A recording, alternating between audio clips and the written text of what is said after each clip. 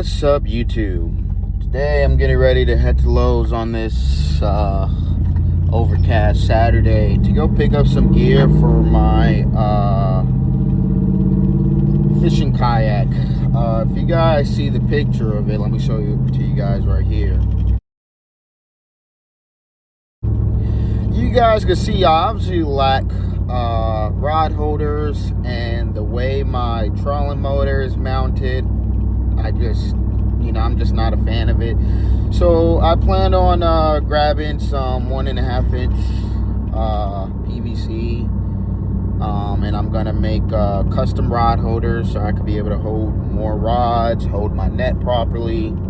And I also plan on remounting my trolling motor to that new PVC set.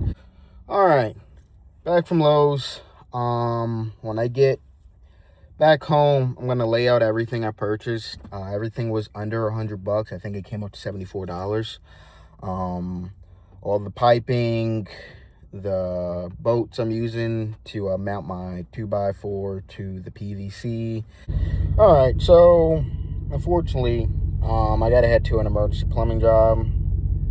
That's the thing that sucks with being self-employed. You gotta take time out your day to go fix some bullshit. All right, we are finally heading back to the kayak. This is what I have here. I have some 1 1/4 inch pipe. I got 2 elbows. I got a few T's. Each T will be a rod holder. So we're gonna have 4 additional rod holders, plus with the 2 existing on the kayak. And I got these. So when I put the 2x4 on this, these will basically be the mounting boats onto the PVC. So let me start designing some things. Last, before I do that, also got this camouflage paint. So we could be able to paint these goodies as well. And I also got just a drill bit for these tees. I'm just gonna drill a hole at the bottom so my fishing poles could slide at the bottom of these tees. And so first, I cut these 2 pipes. I cut them about 16 inches off the top of the original rod holder. Now I'm about to throw on my 90s. So we got the 90s on. The thing with the rod holders on this kayak, you can see how it kind of bends it a little bit, but I'm gonna do some adjustments and make it work. But before I do that, I'm gonna cut one of these rods. I'm just gonna put it in the center, and then that will help me determine how to install these tees. You guys see I got this middle part on. I may maybe install like a PVC last screw here and here, or just use some of my PVC cement and glue. But since I got this set up, now I'm gonna start preparing the tees, and this will help me see how I'm gonna lay the tees out to make this work. All right, we got it. This shit was not easy. Of course, I broke one of them, but we still gotta continue. All right, this is what I got. I'm gonna start putting some PVC glue. I may cut that one just a bit shorter to even it out, but that is so far what we have with our rod holders. Personally, I may skip the glue. This thing seems like it's really on there. Just questioning about the play in it, whether I should actually take the mount off or not, or just leave it like that. But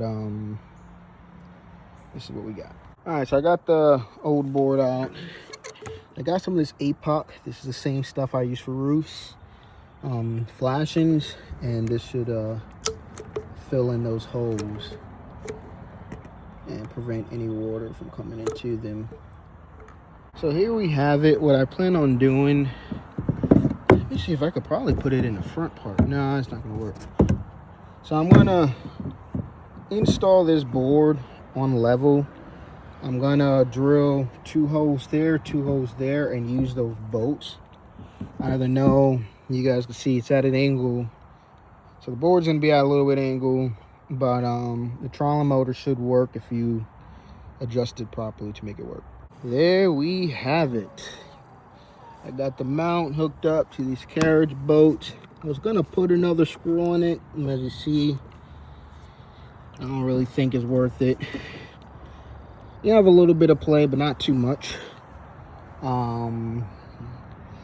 But I do have something else I'm gonna do. Since we do got a little bit of wood in this vicinity area, I could grab one of my rod holders off of this boat, and that would give me 3 extra additional rods.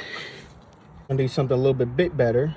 I'm gonna just use a wood screw and screw this onto this board, and that could be an additional rod. And there we have it. So these 3 could be for my rods, because I usually only carry 3 rods anyway, and that could be for my net over there. Now I'm gonna clean up a little bit, and we're gonna prep it to spray paint this. All right, don't mind my prepping skills, but she is ready for a little bit of this. We got the first coat on. I'm gonna go inside, grab me a bite to eat, spray on the second coat, and then we're gonna see how the finished result looks. All right, this is what we have. Got the trolling motor mounted to it. It was kind of a bitch to try to mount it this way. I had to kind of beat it in a little bit. See a little bit of them scruffs. I was able to get it in.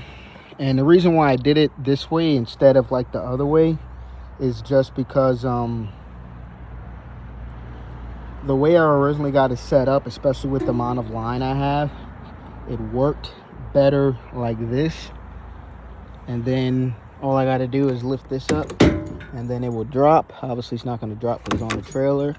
I would recommend doing as many adjustments as you can while it's off the water, because when you get it on the water, you're going to be bending over trying to adjust it, or it's hitting the kayak. So make sure it's adjusted, make sure it's not going to hit the kayak when you're turning, and so forth. These are my rod holders. They're working out pretty good. Those are really only 3 rods I'll need in this. Don't need nothing too crazy. And yeah, we're about to, still got a little bit of sun left, so I'm going to run to the river and see how this setup works for me, because I'm not going to be out there too long because my battery is going bad. I charged it all night, and it's only reading at like 12.5, which is not normal. It's supposed to read a little bit higher than that after a night of charging. So that's the problem I'm having with that, but that's what we have.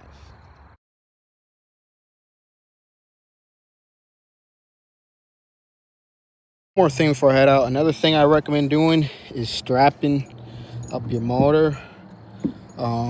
Just because, let's say something happens, you hit a bump, this thing comes out, at least this will catch it, and this would also prevent it from shaking too much while you're traveling. We are in the truck. I may have to get some water boots just because my plugs just aren't working, and I'm getting tired of wet feet. But it depends on the deals they have.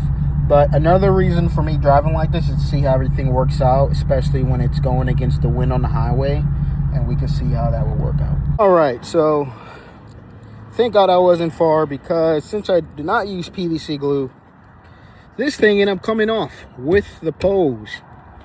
Just this.